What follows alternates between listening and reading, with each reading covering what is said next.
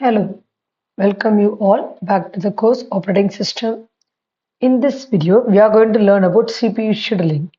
Under that, what are the basic concept and scheduling criteria?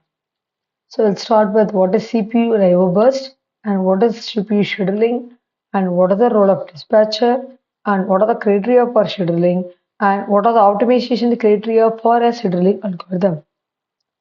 First, we'll see what is CPU burst and IO burst. The CPU burst is the time period during which a process is using the CPU continuously. So a process in need of CPU to do the computations or the task. That's called CPU burst. Examples when we are performing any arithmetic or logical operations or executing the codes or computations. So the duration of a CPU burst will be from a few milliseconds to several seconds.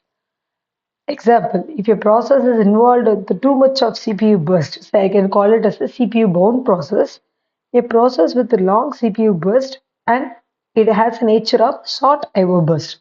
So then it will be categorized as CPU bound process. And examples of scientific calculations and simulations.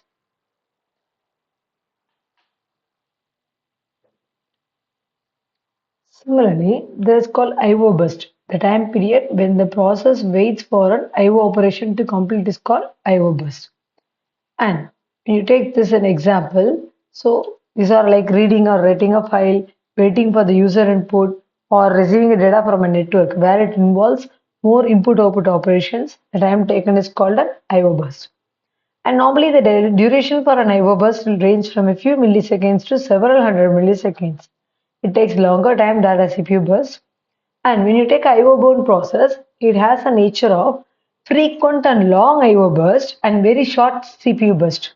For example, when you have web server or data entry everything, you have only few time period to execute the computation of the CPU, and most of the time the process is busy with handling input output operations.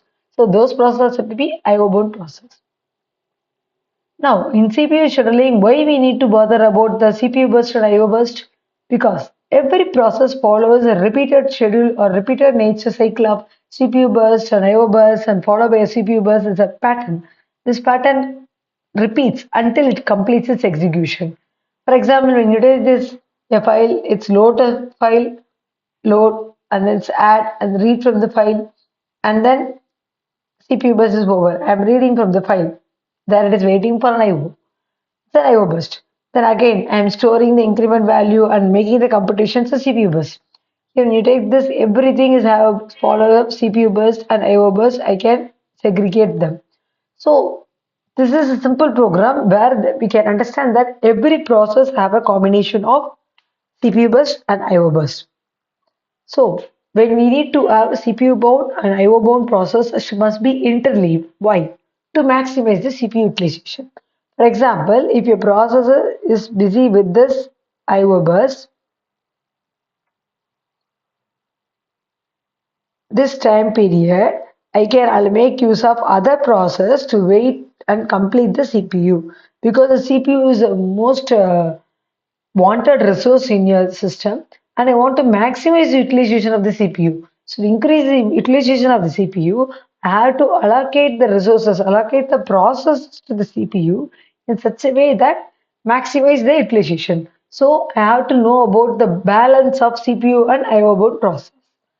The CPU burst distribution is of major constraint. How much time it needs the burst? There is the execution time in the code.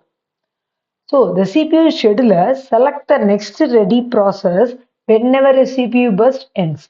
We already discussed in previous session that a process will be moved from ready state to the running state, where the CPU is going to be allocated. At that time, the CPU scheduler is the one which picks one among the ready process to the CPU to the running state. So I need to know about the nature of CPU bound and IPU bound nature of the process. Why? Because normally when you look at the histogram, the repeatancy of the CPU burst time, when you look at there is a relation between the burst time and the frequency of the process. And there is a large number of short bursts. When the burst duration increases, the frequency decreases. So when you have an IO bound program, may have shorter CPU burst. But when you have a CPU bound program, it may have a few longer CPU bursts. So this distribution is important when I am going to choose a CPU scheduling algorithm. For the working nature of the scheduler, it should know about the burst time with the CPU. So these two parameters are important. Now what the CPU scheduler does, it will select one from among the processes in a ready queue and allocate a CPU core to one of them. The queue may be varied in what order it handles. So whenever there is a need for a scheduling, when the scheduling takes place, we recall our process state diagram. The running state means the process is allocated with the CPU core here. So the process running means the CPU is allocated in this state. So whenever it will happen, the first one, when a process switches from running state to wait state. For example, a process receives an input output. It is waiting for an IO event. That is, it enters into its IO burst. So that process is moved to the waiting state. In that state, I can move it to the waiting state. That is the first one. If a process moves to the waiting state, the CPU is now empty. There is a need for the CPU scheduler to pick one from the ready state. Second condition, when a process switches from running state to ready state. For example, if a process is running at that time, it incurs an interrupt. Then automatically that interrupt must be handled. So at that time, there is a need to migrate. Another, a process switches from waiting state to running state. The IO event is complete. The process entered into the ready state. Again, that process must be moved to the running state. Again, the CPU scheduler need to work. Or the running process may completed its job. So either the process moves to the running state to completed states by phase 4, or it moves to the waiting state for an IO event happen, or a process moved to the ready state due to interrupt, or a process which completes an IO event can move from the waiting state to the running state. Whenever any of these four occurs, there is a need for a CPU scheduler to take one particular decision. Now, when you take this scenario, the first and fourth case, there is no choice in terms of scheduling. But when you take the second case and third case, there are choice in terms of scheduling. That means whenever a process terminates or a running process is waiting for an IO event, there is no terms of scheduling. I have to pick others. Otherwise, if I'm going to pick from a ready state, there are two. The first choice means the no choice in scheduling means non-preemptive. Once the CPU has been allocated to the process keeps the CPU until it releases either by termination or waiting to the running state. This kind of scheduling is said to be non-preemptive. Either the process will complete its job and terminates, or I am waiting for an IO event to happen, then I will move to the waiting state. This is called non-preemptive scheduling. In other cases, called preemptive scheduling, where there is a choice in scheduling. When a CPU is taken away from a running state, then if there is a higher priority job comes, or whether a process moves from waiting state to ready state, that process is now urged to move to the running state. So there I need to make a context switch. I need to pick a process to move from running to ready state. So this is called preemptive scheduling. So we need to understand when preemptive comes, when non-preemptive comes. Next is the important one. It's called dispatch. We already discussed CPU scheduler will pick the process which is to be loaded from ready state to running state. Now, if a process may move from ready state to running state or running state to wait state, at every event, I need a dispatcher. Because if there is a context switch, then the dispatcher is involved to give the control of the CPU to the process. What happens? It involves a context switching context and switching to the user mode and jumping to the proper location. How it happens? We have one particular data structure to store the information about the process that is called our PCB. So, when for example here P0 is making a context switch to P1, the process is moved from P0 to P1. Then what happened? The P0 is now saving its state to the PCB here. It's PCB 0. That is, it's saving its process control block of its PCB 0 and the CPU is loading the PCB 1. It restores the current state of PCB 1, first process, and start execution. the time taken for this migration, loading the state of the old process or running process and restoring the new process from its PCB. The time taken is called dispatch latency. So times take for the dispatcher to stop one process and start another process. And when you are going a scheduling criteria, what we need to consider? First one, CPU utilization. That is, I have to keep the CPU as busy as possible. I want a maximum utilization. Next one, throughput. There is the number of processes that can complete their execution per unit time. So obviously, I want to increase more number of processes to be completed check. Next one is the waiting time.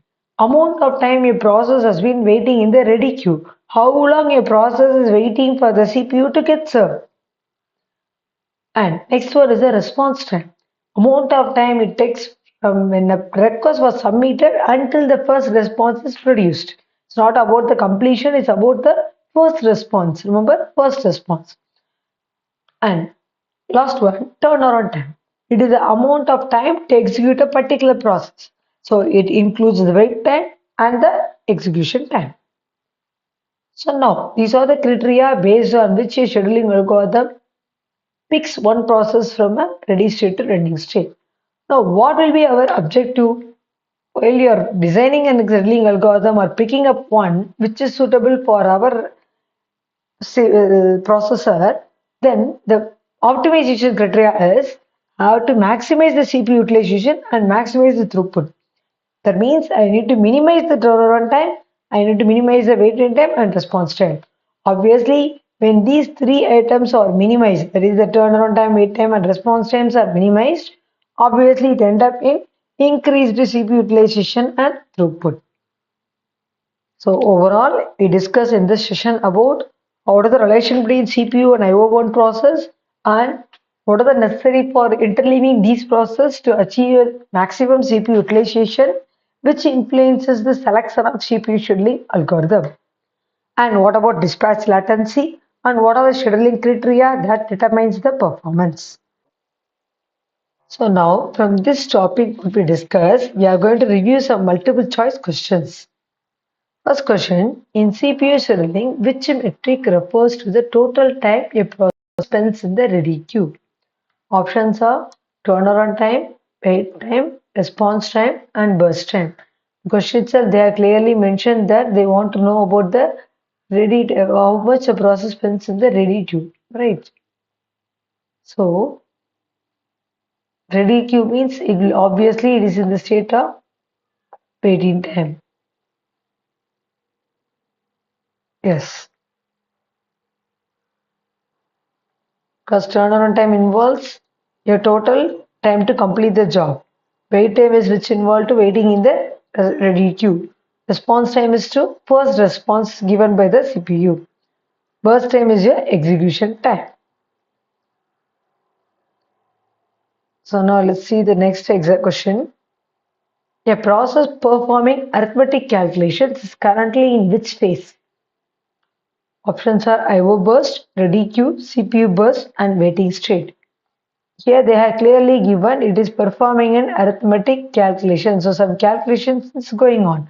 So that is computation is going on. So let's analyze the option IO burst. No, it is not an IO operation. Ready queue. No, the process is in running state. CPU burst. Yes, it is having a computations and calculations. So obviously it is a CPU burst. Waiting state. No, it is not waiting. It is responding. It's calculating, right? So whenever we have a calculations and computation, that means it is a CPU burst. Yes. Next question. CPU bound process are characterized by long CPU burst and short CPU burst, or short IO burst, long IO burst and short CPU burst, equal CPU and IO burst, and no IO burst at all. And we already discussed that CPU bound process have more number of CPU bursts for the calculation and short IO burst. So this is the right answer. Let us analyze other options. Long IO burst and short CPU burst. No, only IO bound process will have this nature. Equal CPU and IO. No, there is no such process where I can guarantee that I can have 50-50 ratio of CPU and IO bound. No IO burst at all. No, that's not possible. Without storing and retrieving, I need a IO at all. Yes. Long CPU burst, short I/O burst. And the final question is, which of the following best represents a typical process execution cycle?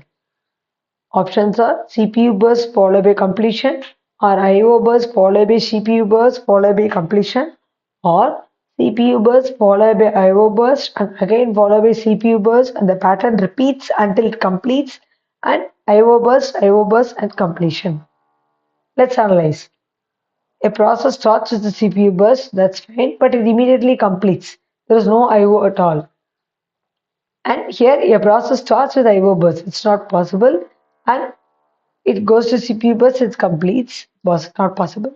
CPU IO, CPU IO, it repeats. Yes, because a process will have CPU and IO burst in an interleaved manner.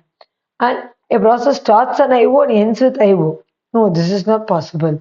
The correct option is CPU burst, IO burst, followed with repeated passes of CPU and IO burst until it completes. Thank you.